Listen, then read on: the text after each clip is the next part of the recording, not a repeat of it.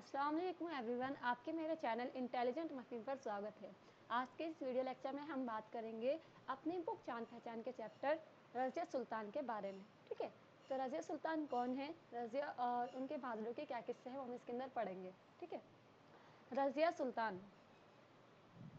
रज़िया सुल्तान हिंदुस्तान की पहली मलिका थी। ठीक है, हिंदुस्तान की पहली मलिका थी जो दिल्ली के तख्त पर बैठी। ठीक है, दिल्ली के तख्त पर इनको बिठाया गया था। ये पहली मलिका थी। वो दिल्ली के बादशाह उल तुतमिश की बेटी थी। किसकी बेटी थी ये? उल तुतमिश की। अपने बहन भाइयों में रज़िया सबसे ज़्यादा ज़हीन, मेहनती और होशियार थी।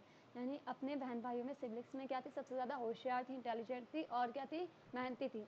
बाप ने अपनी ज़िंदगी में उसे अपना जानशीन मुकर्रर कर दिया था। मैंने ज़िंदगी में ही लिख दिया था कि मेरे बाद जो जानशीन रहेंगी, मेरे पास जो तख्त पर बैठेंगी, वो मेरी बेटी रज़िया सुल्तान बैठेगी। ठीक है, वो जानता था कौन? उल तुतमिश बादशाह जानते थे कि बेटे ऐश पसंद है, बेटी के अलावा कोई और हुकूमत चलाने की सलाहियत नहीं रखता। ठीक है, यानी जो मेरे बेटे हैं वो तो ऐश पसंद है और सिर्फ एक बेटी ही ऐसी काबिल है जो क्या है, हुकूमत को चला सकती है सही तरीके से। उसने अपने आखिरी दिनों में चांदी के सिक्के पर रज़िया का नाम भी शामिल कर दिया था। ठीक है, चांदी के सिक्के पे पहले क्या हुआ करता था, जो बादशाह तख्त पर बैठता था उसी के नाम के क्या सिक्के चला करते थे रियाये के दरमियान में। ठीक है, तो अपने बाद वो रज़िया सुल्तान को क्या करना चाहता था? बादशाह बनाना चाहता था, शहजादी, ठीक है, बादशाह बनाना चाहता था, तख्त पर बिठाना चाहता था। इसलिए क्या किया उन्होंने, उनके नाम के क्या सिक्के भी बनवा दिए थे। आगे क्या हुआ? इल्तुतमिश की वफ़ात के बाद दरबार में वज़ीर ने, जो वज़ीर था इल्तुतमिश का, जब बादशाह की वसीयत पढ़कर सुनाई। वसीयत किसे कहते हैं? वसीयत कहते हैं कि मरने से पहले ही बादशाह क्या है, लिखवा कर चले जाए कि हाँ मैं अपने बाद जानशीन, अपने बाद तख्त पर बिठाना चाहता हूँ फुला को। ठीक है, तो ऐसे इल्तुतमिश ने क्या करवाया था? वसीयत लिखवाई थी। कलम, उस टाइम पे कलम चलते थे, कलम से, ठीक है, कलम दवात से, कि मैं अपने बाद अपने जानशीन जो बनाना चाहता हूँ, अपनी बेटी रज़िया को बनाना चाहता हूँ। ठीक है, वसीयत पढ़कर सुनाई तो तुर्क अमीरों ने पसंद नहीं किया। उस टाइम पर क्या था, तुर्क अमीर क्या है, बहुत अच्छे माने जाते थे। तो जो तुर्क अमीर थे दरबार में, उन्होंने पसंद नहीं किया कि एक औरत दिल्ली के तख्त ताज की मालिक हो। ठीक है, कि औरत दिल्ली के तख्त ताज की मालिक हो। रज़िया ने देखा तो अमीरों से कहा, मेरे औरत होने पर एतजाज है, तो मैं अमन के खातिर अपने भाई रुकनुद्दीन का नाम पेश करती हूँ। ठीक है, यानी ताकि फसाद ना हो, लड़ाई झगड़ा ना हो, तो उसने कहा कि सुकून के लिए, शांति के लिए मैं क्या चाहती हूँ कि अपने भाई रुकनुद्दीन का नाम पेश करती हूँ, आओ हम सब मिलकर उससे वफादारी का अहद करें। यानी उसको बादशाह बना दिया रज़िया ने। ठीक है, लेकिन हुकूमत हाथ आते ही रुकनुद्दीन ऐशो आराम में पड़ गया। ठीक है, यानी रुकनुद्दीन को बादशाह बना दिया गया, तो क्या है, उसके पास सारी कमान थी हाथ में, उसके पास सारे कंट्रोल थे, तो उसने क्या है, उसका नाजायज़ क्या है फ़ायदा उठाने लगा और सिर्फ ऐशो इशरत करने लगा अपनी। उसकी माँ एक हासिद औरत थी। पहले क्या हुआ करता था, बादशाह क्या है, बहुत सारे निकाह किया करते थे। ठीक है, तो इसलिए जो रुकनुद्दीन थे, उनकी जो माँ थी ना, वो क्या थी, हासिद औरत थी, हसद किया करती थी, जलने वाली थी। हासिद कहते हैं जलने वाले। उसने दूसरी बेगमात और उनके बच्चों को तरह तरह से परेशान किया। ठीक है, यानी जो दूसरी बीवी थी, अपनी सोतन को और उनके जो बच्चे थे, सोतेले बच्चे, उनको क्या है, परेशान करने लगी, क्योंकि उसके पास भी पावर थी, क्योंकि वो क्या है, बादशाह की माँ थी। वो सौतेली बेटी रज़िया की मकबूलियत से जलने लगी। रज़िया को एक अच्छा माना जाता था, लोग उसकी इज्जत किया करते थे, उसकी बातें क्या सुनी जाती थी, तो उससे जलने लगी। मगर जल्दी रुकनुद्दीन अपनी ऐश पसंदी और अपनी माँ की ज़्यादतियों की वजह से इस कदर बदनाम हो गया कि दिल्ली के लोगों ने उसको गिरफ्तार करके मौत के घाट उतार दिया। ठीक है, लोगों ने उसको मार दिया। दिल्ली के अवाम रज़िया की खुफिया और उल्तुतमिश की वसीयत से वाकिफ थी। उनमें एक बुजुर्ग सूफी काज़िमुद्दीन ज़ाहिद ने रज़िया के तख्त नशीनी का ऐलान कर दिया। अब रज़िया को क्या कर दिया गया, तख्त पर बिठा दिया गया। तख्त नशीन होने पर रज़िया ने अहद किया कि मैं अवाम की भलाई और सल्तनत की तरक्की के लिए काम करूँगी। मैं इस वक्त तक चैन से नहीं बैठूंगी जब तक ये साबित न कर दूँ कि मैं मर्दों से कम नहीं। यानी क्या है, उसने बहुत अच्छे से काम करना शुरू कर दिया और उसने अहद भी किया था। इस बात का क्या अहद किया था, ये आ सकता है क्वेश्चन में कि रज़िया सुल्तान ने तख्त नशीन के वक्त कौन सा अहद किया था, तो आपको हूबहू ये लिखना रहेगा। ठीक है, ये वाला यहाँ से लेके यहाँ तक। रज़िया ने तख्त नशीन के बाद निहायत बहादुरी से मुश्किलों का डटकर मुकाबला किया। वो फौज की कमान खुद संभालती थी। पूछा जा सकता है कि रज़िया सुल्तान को जब तख्त पर बिठाया गया तो जो फौज की कमान थी वो कौन संभाला करता था, तो इसका जवाब रहेगा ऑब्जेक्टिव में या फिर 1 नंबर की क्वेश्चन में कि वो खुद संभाला करती थी। ठीक है, उसने बादशाह की तरह कुबा और किला पहने, मतलब जो बादशाह टोपी पहना करते थे और साथ में माला वगैरह डाला करते थे, वो सब कुछ उसने क्या पहना। अपने नाम के सिक्के जारी किए, क्योंकि उस टाइम पे क्या रहा करता था, ये उसूल रहा करता था कि जो बादशाह तख्त पर बैठेगा उसी के नाम के क्या सिक्के चलेंगे अवाम के दरमियान में, जैसे कि आज पैसे चलते हैं, सिक्के चलते हैं। तो बादशाह का नाम लिखा रहता था वहाँ। सल्तनत में अमन कायम किया, इंतज़ाम को बेहतरीन बनाया और आवाम की खुशहाली का हर तरह से ख्याल रखा। ठीक है, आवाम यानी लोगों का दर्जा का। तिजारत को फ़रोग़ दिया, तिजारत कहते हैं यानी ट्रेड को, तिजारत मतलब ट्रेड करना, एक मुल्क से दूसरे मुल्क या फिर एक शहर से दूसरे शहर, इस चीज़। सड़कें बनवाई इसने, दरख्त लगवाए और कुएँ खुदवाए। ठीक है, क्योंकि इस टाइम पे तो ऑटोमेटिक मोटर वगैरह कोई सिस्टम नहीं था, तो कुएँ खोदे जाते थे, तो इसने कुएँ भी खुदवाए थे।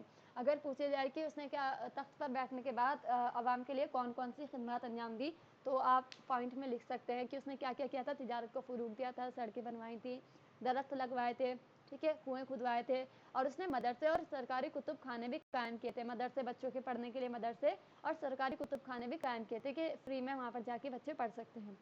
रज़िया सुल्तान को खुद भी पढ़ने लिखने का शौक़ था, वो खुद भी एक शौकीन थी पढ़ने लिखने की, वो अच्छी घुड़सवार थी। उसकी खूबी आ जाती है कि वो क्या मतलब किस चीज़ में माहिर थी। वो अच्छी घुड़सवार थी, उसे जंगी असलियो कहते हैं हथियार के इस्तेमाल का हुनर भी आता था। उसकी हुकूमत बंगाल से सिंध तक फैली हुई थी। बंगाल कहाँ पर है? सदर्न इंडिया में, ठीक है, तो वहाँ पर बंगाल से लेकर सिंध तक इसकी हुकूमत फैली हुई थी।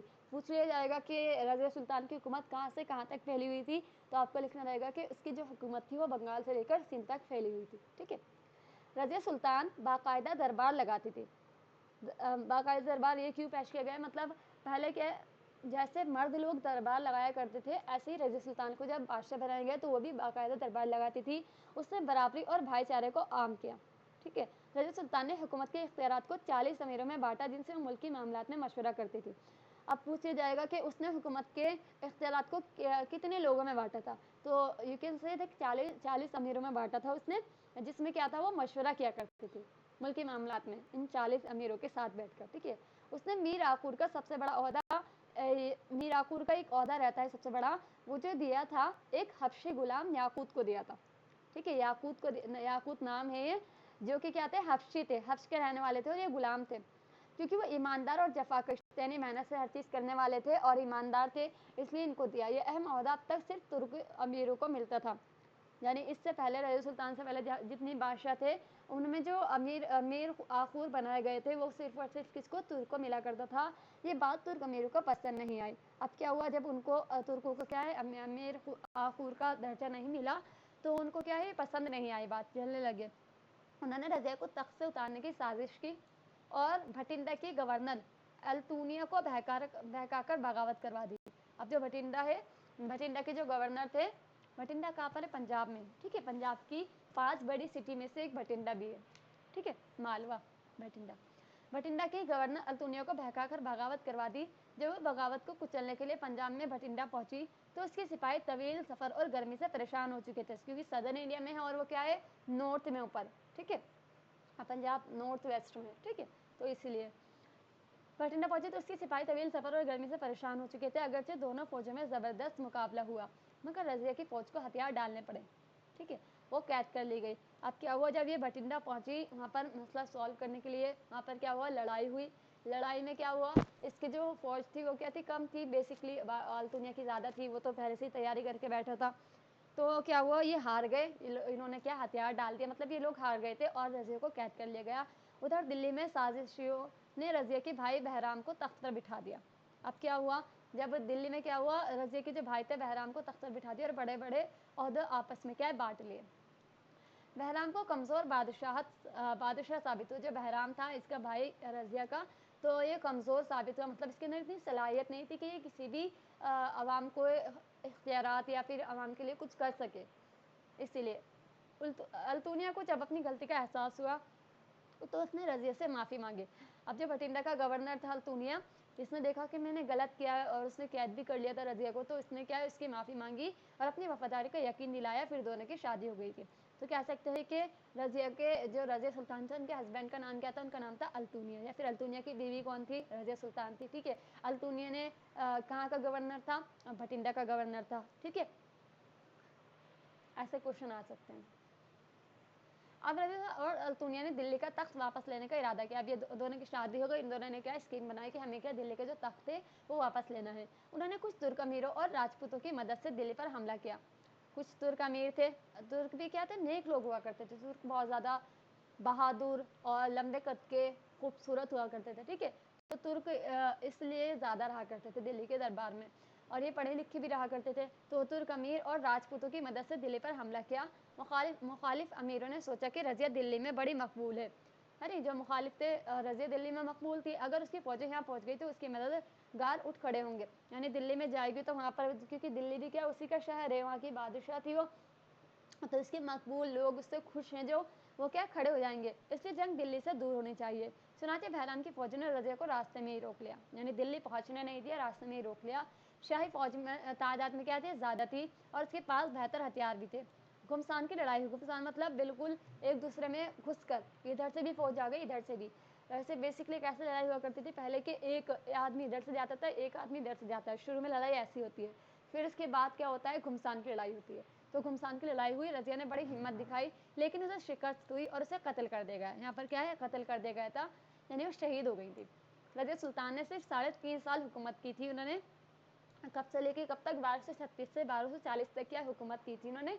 लेकिन इस मुख्तसर मुद्दत में उसने अपनी हिम्मत, हौसले और हुस्न इंतज़ाम मतलब अच्छे इंतज़ाम के साथ, हुस्न कहते हैं बेसिकली अच्छा, ठीक है, साबित कर दिया। और खूबसूरत को भी कहते हैं हुस्न, और वो आला दर्जे की हुक्मरान थी, यानी बहुत अच्छी हुक्मरान थी, वो साबित हुई। तो ये थी रज़िया सुल्तान की कहानी।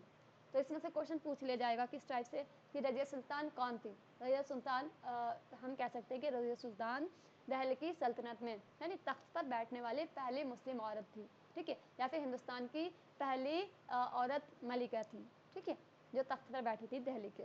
और कह सकते हैं इनके वालिद का नाम क्या था, इनके वालिद का नाम था इल्तुतमिश, ठीक है। और इन्होंने क्या है, अपने इवज़ में किसको गद्दी पर बिठाया था, हम कह सकते हैं रुकनुद्दीन, अपने भाई रुकनुद्दीन को, ठीक है। या फिर क्वेश्चन आ सकता है कि जब रज़िया भटिंडा चली गई तो उसके बाद जो तुर्क थे, वहाँ के जो लोग थे, उन्होंने गद्दी पर किसको बिठाया था, तो कह सकते हैं कि बहराम को। बहराम कौन था, रज़िया का भाई था, ठीक है। रज़िया कौन थी, रज़िया अल्तुनिया की बीवी थी, ठीक है। अल्तुनिया कौन था, भटिंडा का गवर्नर था। इस टाइप से क्वेश्चन आ सकते हैं ऑब्जेक्ट में, तो आपको इस तरीके से याद करने रहेंगे, ठीक है। मायने याद कीजिए, मायने देख लें। वाहिद, एक अकेला। वसीयत, मौत से पहले की जाने वाली हिदायत, ठीक है।